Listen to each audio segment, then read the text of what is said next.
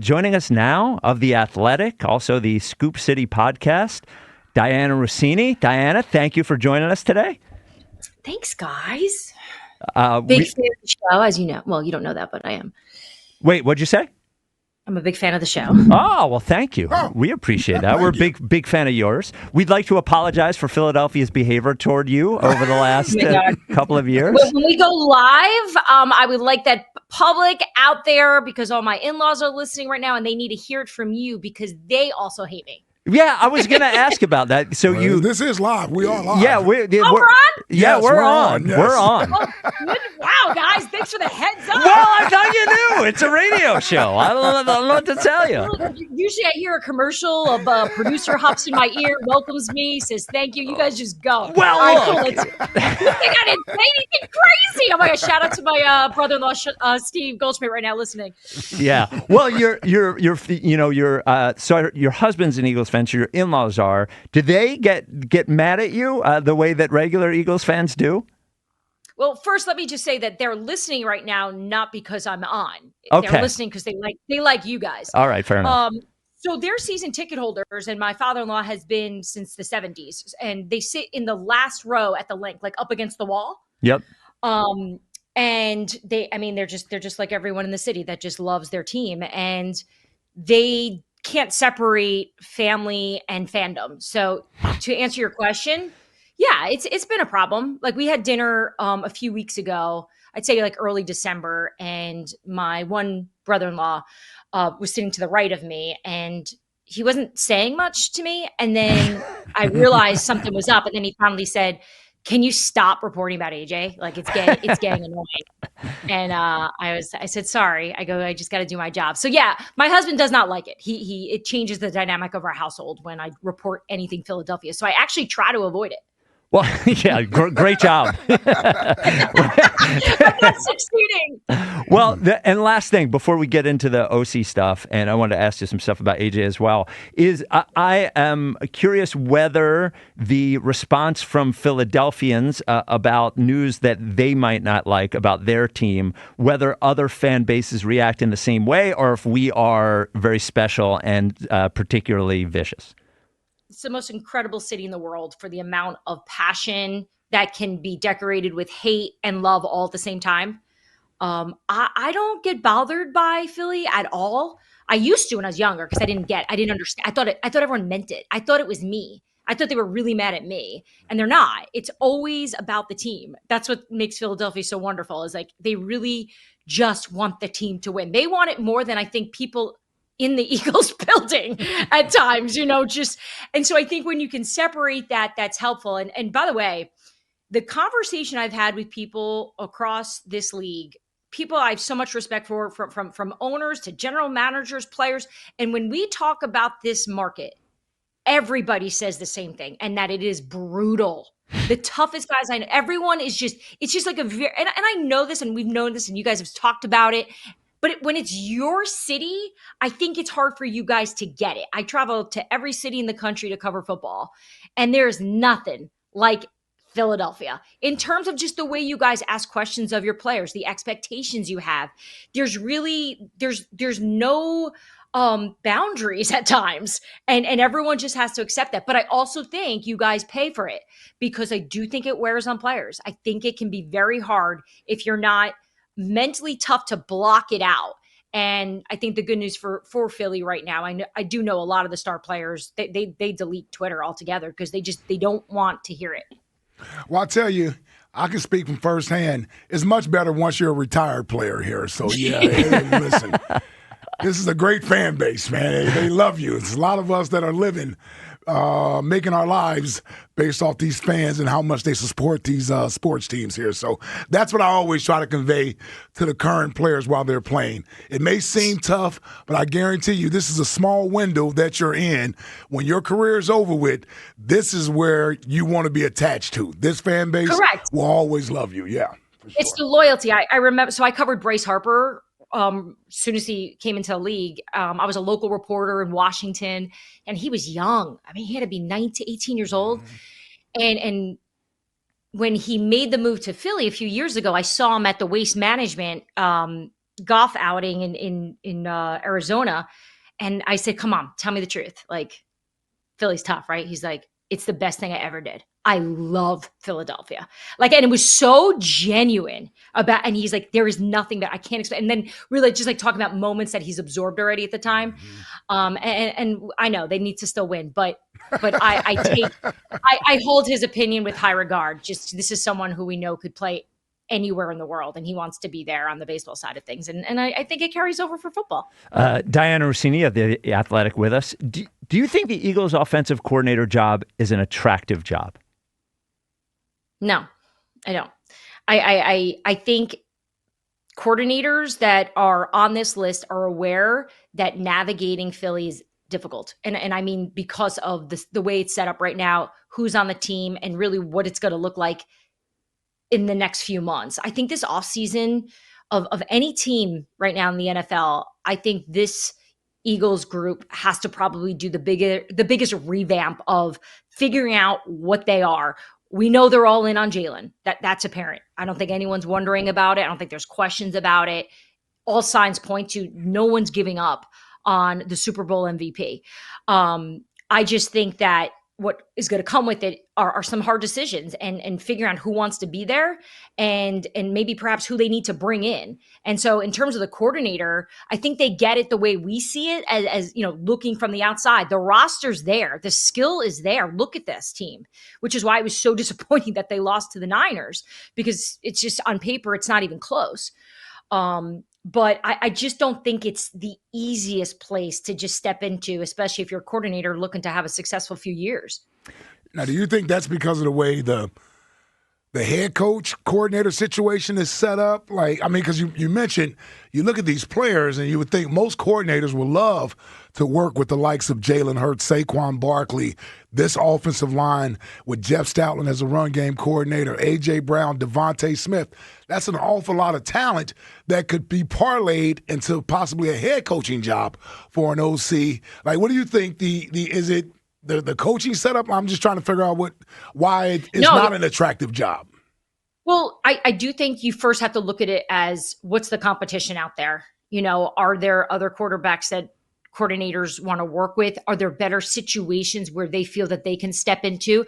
I think Philadelphia is pretty committed to Nick Sirianni, right? I know there were some rumblings after this season, but it was all garbage. That was never true. They were never having conversations about moving on from him. Could it potentially open up if they stink next year again? Maybe. But I don't think any coordinator is going to be looking at the Eagles' job as, oh, if I have a good year, then I can step in there if they decide to move on from Nick. Whereas I think there's other jobs where that's probably on the table. I mean, look at Tampa, right? You've had a defensive-minded head coach there for a while. They haven't gotten over the hump.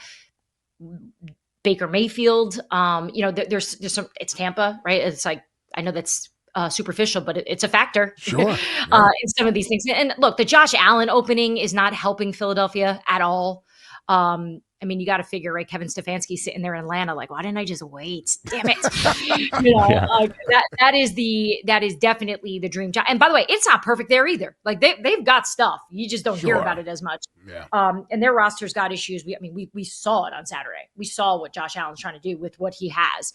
I just think that so much of what happened this year is scaring away. Sounds like these coordinators are wimps. That's not the reality. It's just a little bit more complicated coming into Philadelphia, into a system that's really already established. Nick has a big say in the offense. He may not be calling over all the plays, but he's part of this. And look, we know the facts when they've gone outside of his, we'll call it circle, and I say that respectfully. They've had success, whether it's Shane, whether it's Kellen. I think them going outside is a good move, because if this person can truly get the power, I actually think it's a great job. Dianna Russini of The Athletic with us. So you had mentioned early on that Daboll and McDaniel were at the top of their list. We know they interviewed Daboll today. McDaniel, Marcus Hayes, I believe, reported today that they haven't been able to convince him to interview here. Do you think they'd be able to, I guess, two-pronged question. Do you think they'd be able to interview McDaniel? Do you think he would interview here? And Daboll, what do you think of the fit here with the Eagles with Brian Daboll? I'll start with McDaniel. He has a lot of options, and I think that's the problem. I think the way he's looking at the landscape of it, and all coordinators are doing this. Can I get a head coaching job? And if I can't, what's the next best? And which coach do I want to work with? Which group I want to be with? They've had conversation with Mike McDaniels. They've done that with Mike McDaniel. They've done it. I don't think it's been a formal interview, but Nick has picked up the phone and called these guys. He was doing it on Sunday and into Monday. They've been working, trying to get someone in the building because McDaniel and Dable are their top dogs. And by the way, that's also reflective of what the locker room wants. After they lost, I was asking a lot of the guys, who do they want? Because it was pretty obvious they were moving on from Kevin. And it's funny. Those were the two names I got the most. Like it wasn't even like no one hesitated. I was like, okay, so you guys have all thought about this. So look, I think Dable is an interesting one. He's obviously coached Jalen before. They have a relationship. I know he thinks the world of him because I've asked him before when he was a Giants head coach. I would love to know what he truly thinks about what this offense looks like at this moment. And I know Saquon, really respects him. There was never any rift between them like that. I never, and even just talking to Saquon in interviews about his time in New York, it was always about like Joe Shane and the organization. It was never Brian Dable. So I think, if Saquon wants to have the kind of year he had last year, you bring in a Mike McDaniel, you bring in a Brian Dable, I think you see the same version of Saquon. So much has come out here over the last couple of years from local and national reporters that we both respect about how Jalen is perceived, and it internally, and it hasn't all been good. Some reluctance to change some things, some reluctance to try different things. What do you think the perception of Jalen is around the league? I don't know if I think it. I know it because I ask. I'm always asking guys, like, what do you think of Philly? What do you think of this? Because players have the best eyes. They know. And especially the players that play against Philadelphia. They're seeing it up close, especially if you're talking to a player on defense. And look, I think he's respected. He's definitely in that category of winner. You can't take that from him. I just think in terms of the level that this Eagles offense needs him to be and needed him to be this year, I don't necessarily think that that's where it fits. And I don't think I'm saying anything that you guys haven't seen yourselves. You haven't talked about on the show, I'm sure, 9 million times. Yeah. But it's so difficult to criticize somebody who had so much success last year. But there's two things can be true. I think you can say that he had a really good year and things just worked out and came together at the right time for them to win the Super Bowl. But it's also okay to say that he may be limited in some fashion and may not be growing the way this offense needs him to grow. That said, they still believe that he's the right guy. So until they pull the plug, until Howie Roseman sits there and goes, I can't win with this guy. I mean, he's the quarterback. What do you think the perception is of Nick Sirianni around the league? Great guy. Obviously, that laugh. The laugh. I laugh because I have been very critical of Nick Sirianni. Okay. So much so that I had to eat it when I saw him at the owners' meeting the year after they won the Super Bowl. So that year, so I guess 2 months after the Super Bowl. And he was awesome. He took it. He knows what I say about him, and it was like at the time, I thought he was emotionally out of control and had low EQ and was not a good leader of men. I was wrong. Maybe not all wrong. No, just kidding. I think that he has a good understanding of how this team can go. I still think he's growing too, though. Like, look, we're talking about these coaches right now. We're going through this coaching cycle, right? And you're hearing all these descriptions of the type of coach these organizations are looking for. And, does Nick Sirianni fall in a lot of these categories? He does. He would check. If I do believe if Nick, for let's just say Howie woke up today or tomorrow and said, you know what, I don't want Nick Sirianni. I want to bring Sean McDermott here. I think Nick would get plenty of opportunity. So middle of the season, you reported that A.J. Brown. I forget what the report was specifically, but the A.J. stuff was pretty was pretty loud, and you were at the center of a lot of that. We did get a report locally that he asked for a trade a few times during the year. Do you think A.J. Brown is on the Eagles in 2026? Well, first of all, Eagles fans thought I was reporting that his Instagram was telling us how he felt, which my point was, you don't need an insider. You don't need me to Right. tell you how A.J. Brown feels. That was what I was trying to say, is like 90% of this is common sense. Like, it doesn't take a lot of intel to figure out that your best receiver is miserable. Yes. You can just see it. Yeah. Obviously, I was saying a lot of this before it became very clear. And I was having conversations with people in the building and obviously people around the league. And I wrote in my column, essentially just, it's pretty evident that AJ isn't happy in this offense and it's not going to get any better. And what did we see? It didn't get any better. So do I think that AJ Brown is on the team? I think it's going to be up to him. I think it's going to be up to whether or not he wants to do this. If he wants to be in Philadelphia, if he wants to play with Jalen, if he thinks that this offense is for him. You know, one of the things right before the trade deadline, I was putting out that keep an eye on Philadelphia, right? And everyone was crushing me. What would we trade him? And trust me, I completely understood why people were pushing back. Also from the business side of it, right? The cap hit and what it would take. And the reason why I was saying it was because I know that there were teams watching to see if Howie would move, because Howie is slick. And when you have a player of this type of caliber who doesn't want to be there, Howie's smart enough to know that that's a cancer, that is not going to work. And you roll the die on that and you get the result you got. And he did, right? And the reason why I also was reporting that you should keep an eye on it was because I know that there were teams that wanted him. So you kind of combine all of that. And I do think we're going to probably learn his fate here in the next month or so, because this isn't going to be something they're going to drag on. There's no way. There's no reason to. So we'll see. I mean, I don't want to guess on it because people are going to quote me the wrong way, but I think the three of us here can all probably put together that if a player isn't happy and he's still young and he's in his prime and he wants to be great, maybe a new chapter in his life is probably good for him. No, you said exactly what my take has been on it. If AJ wants to be here and he wouldn't mind playing here and he'll be happy, I don't think the Eagles would want to trade him. But if he's not going to be happy and he doesn't want to be here, I don't see how you keep a guy here who is looking to be traded, and if the reports are true, who asked to be traded multiple times during the season. So I do believe it really. There were conversations.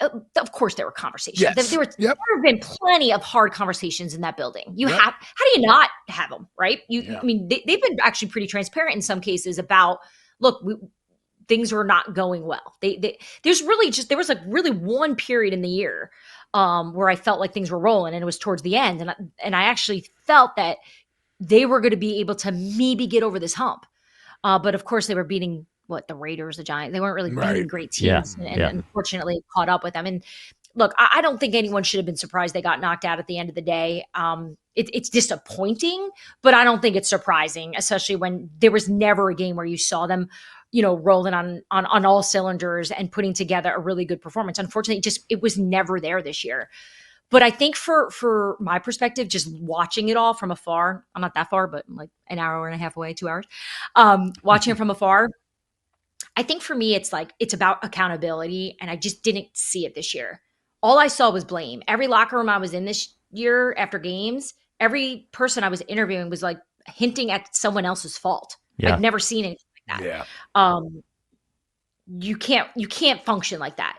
And it starts from the top. Like, everyone from ownership down has to be honest about what this is. And if you're going to tiptoe around a certain player or maybe treat someone differently, it doesn't work. I've never seen it work in a football team where one person gets treated differently or you have different sets of rules for certain receiver. You can't do it. And I was really hoping at the end of the year that more of those players would come out going, I needed to do better. Like, that's what I was waiting for. And I think Saquon did a bit, But I really that was bad. That left like a bad taste in my mouth for Philadelphia. Well, Dianna, if you ever need us, you are the official national insider of the WIP Afternoon Show. Just so you know, of the afternoon show. Paid gig. And if you need us to defend you against the in-laws, you have a direct line. Like, we'll show up at a house if we need to. So, Thank you. I need some support because it's me versus all of them. Like none of like even my sister-in-laws that don't even know football, they're like shaking their head at me. Like even like my boys, I have 2 toddlers and they have Jalen and AJ jerseys, and recently they were together. We were all together, and my boys were hugging each other. And my sister-in-law goes, "Oh, look, they're getting along," as in Jalen and AJ. I'm like, get out of here, you nosy, gossipy football fan! Get out of here! Thank you. I could use support. So yes, I am. I'm now the official WIP insider for the Eagles of the afternoon show. Of the afternoon show. Other shows. We are about truth and accountability. Truth and accountability. You guys look nice. All right, Dianna. Thank you so much for your time today. We appreciate it. There it is, Dianna Russini of The Athletic and the Scoop City podcast. There we go. Dianna Russini. I think that long-winded. Yeah, well, look, man, that's good. Stuff. Yeah, it is a talk show. To me, the funniest one was, well, first that she didn't know she was on. Thank God she didn't say anything bad. I knew when she said, "Are we live?" I'm like, "Yeah, we're live. We're live. We're on the radio." And the other one was, "Do you think this is an attractive job?" She's like, "No." Nope. Nope. And a chuckle when asked about how Sirianni's viewed around the league. Yeah. Now she did say that she specifically was critical of Sirianni, so maybe that's why she was. Yes. That's why she was chuckling. Yeah, and I could, I'm gonna have to listen back to it again. Sometimes reporters, insiders, they're saying something without saying something, and you just have to be able to pick up on it with what they're saying. But there was a few little nuggets in there. I was like, oh. There was some stuff with the Jalen stuff, and there was also some stuff where players are getting treated differently, which we had heard as well. So we thank Dianna Russini. Yes. Even as mean as you were to her this whole year, she still came on the WIP Afternoon Show. So thank you, Dianna Russini.